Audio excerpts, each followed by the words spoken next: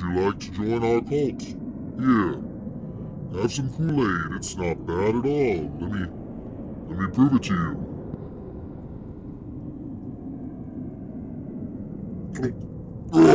Poison. I know that was horrible acting. I never said I was an actor. But what I will tell you about is a fun game called Cult of the Deep. It's coming to Kickstarter real soon. It's a little preview for it. So I've had the chance to actually play this game. And I also had the chance to play this physical copy version with some family members. And we had a good time. The whole idea behind the game is that you are trying to kill or protect the High Priest. And the High Priest is trying to survive. So you're all part of a cult. So there's a High Priest. There's these characters called Kabbalists. There's other characters in here that are trying to just kind of mess everything up for you. So characters, I'll give you examples real quick. You've got, let's see here. I'm going to pull it out. That's right. That's right. Here we go. Pulling it out. You've got these Kabbalists here. Their whole goal is to kill the High Priest by the end of the game. Okay? They want to kill the High Priest as soon as possible. So right out of the bat, you might see them start rolling some dice to attack. Then you've got these characters like the Faithful. Their whole goal is to make sure that the High Priest lives. Whether or not they die, they're going to try to make sure the High Priest lives. Then you've got other characters in here like the Vengeful Heretic. Vengeful Heretic, their whole goal is they are angry with everybody. They want everybody to burn, but they want the High Priest to be the last one to die. They basically got invited, late to the party. They're maybe the Jan Brady of the group where they just feel like everything wasn't fair for them, and they're not happy with the way that everything went. So, they got picked last on the Kool-Aid making. Who knows? But they're not happy. So, what are they going to do? They want everybody to die, but they want to make sure the High Priest dies last. Then there's the Repentful Heretic. If this character goes on his deathbed confession, all of a sudden his goal is to make sure the Kabbalists lose and the High Priest lives. And then, of course, last but not least, the High Priest. High Priest, the whole point of the game of the High Priest is to survive and to not die. Now, the only role that's going to be known is actually the High Priest. So all the other cards are going to be kind of face down. You've got these little face down markers like this. Kind of have this little green backing to them. It's pretty cool. But then you've also got some other cards that you get that are special abilities.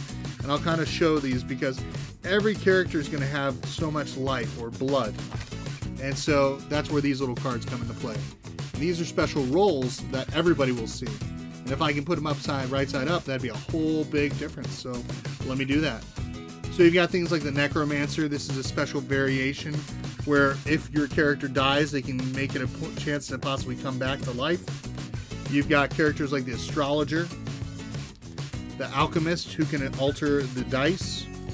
You've got the Merchant, who can alter dice into swords, which can do damage to different people and reduce life on others. You've got the Guardian, who can actually take damage to give to protect somebody else. You've got the Assassin, which can cause somebody to lose 2 life. You've got this character, the Librarian, who can kind of change different things with different symbols. You've got the Sorceress, who kind of just wants everybody to die by basically like a fireball type effect. And then you've got the Blood Mage, which makes it kind of cool. You can pay a life to roll an additional die on your turn. So what you'll do is you'll start out with one of these characters, and then you will actually get the amount of blood according to what your life is. So give you an example, Blood Mage starts out with 18. The only benefit, though, is the High Priest gets additional life on top of it to help him stay alive in the game. The game kind of also has these little ritual cards. I'll show these real quick. Or these little sigil cards. And these little sigil cards, if I can put them all right side up, who knows, craziness, wild stuff. But sigil cards give you these special abilities that you're going to be able to use during the game. So, give you an example, these are kind of like a one-time use thing that you can kind of do. Perfect example, I was playing a game where I was the High Priest, and I was about to get this really sweet ritual card. I just rolled my dice. I've assigned it to this ritual, and I was about to get what's called the Kraken. And the Kraken was going to make it possible for me to deal out damage to people that I'm pretty sure wanted me dead. Well, I didn't know it, but the person played the card, the sigil card, and took that Kraken card from me, and now was able to deal nothing but damage to me in these form of what's called Kraken dice. So, rituals. Let's talk about rituals, because guess what? I just mentioned that. They're in the game are these little ritual boards. Kind of like you have your little sacrifices on. You gotta have, you know, sacrifices once in a while, you know, make people happy, right? That's I mean, if you're a cult, you need to have something like that. Make it fun. Keep it, you know, keep it lively. You know, that's what it's about, right? But as a ritual, you'll see these different cards like the Kraken. You'll see the Kraken. Like this one, you're going to try to get different symbols of dice to match this, and once you get it to a certain level, then you get to collect the card or do whatever the action says for the keeper. So there's the Sea Hydra, the Ancient Chant, the Transmutation. This is the altar sacrifice that once somebody dies, it actually activates. The Ancient Shadow, where it constantly, the mark of death basically starts affecting everybody and dwindles down everybody's health.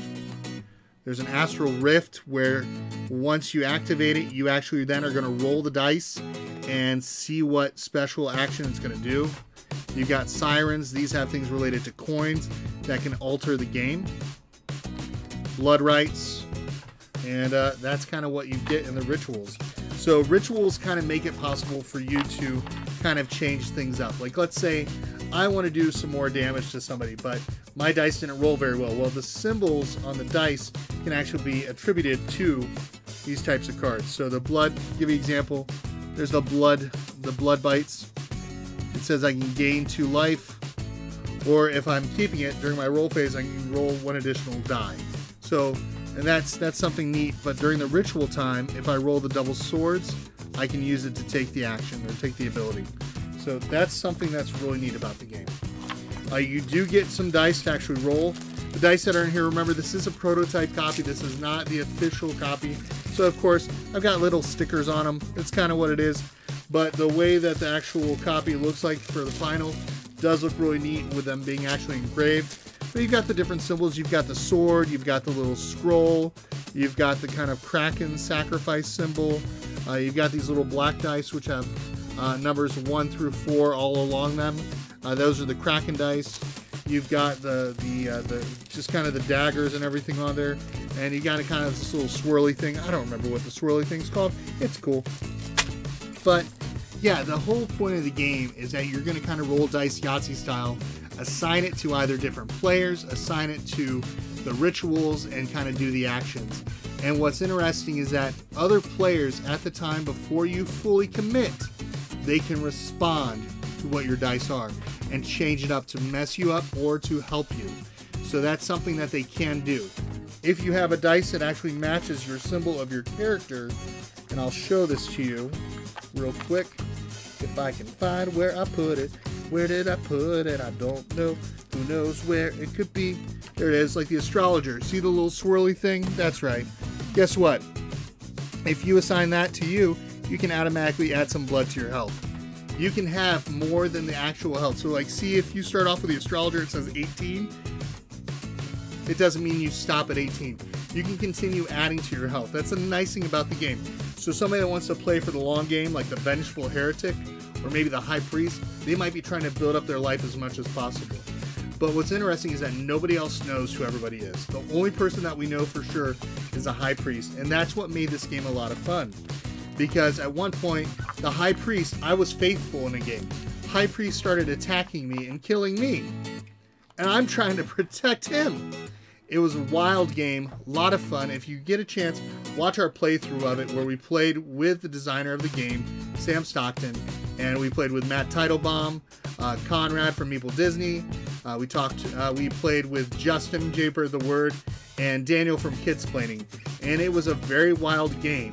One where I died, sadly, and it made it possible for me to try to still help the High Priest. However, I was pretty sad. One thing that you also get, if you do die, it's not your basic elimination. You can't do anything else. Instead, you actually get to be what's considered a wraith. And wraiths have different dice that they can use to actually help their fellow Kabbalist or hinder other players in the game. So let's say I have 3 dice. I will use those symbols, and then I will say, okay, I'm going to nullify your blood. I'm not going to let you heal. Or maybe perchance I'm going to help give this die to a fellow Kabbalist so they can continue doing extra damage to the High Priest. There are different abilities that you can do, so you do not feel left out even if you're dead in the game. So, my thoughts on the game, I've really enjoyed it. I think that for this, it works well. It is a 4 to 8 player game, so I know for some it might be hard to get 4 people around the table right off the bat because of, COVID right now. But I thoroughly enjoyed it. I did play it at the 5-player count online through the Tabletop Simulator, and we also played it at the 5-player count here in the house because, well, we got a family of 5. So recommend this game. Hopefully you will give it a chance. Take a look at it, watch the playthrough, watch the unboxing, see for yourself if you like it, and if so, back it and support an indie designer that's trying to make something fun for everybody to enjoy. So thanks for watching. Have a great night.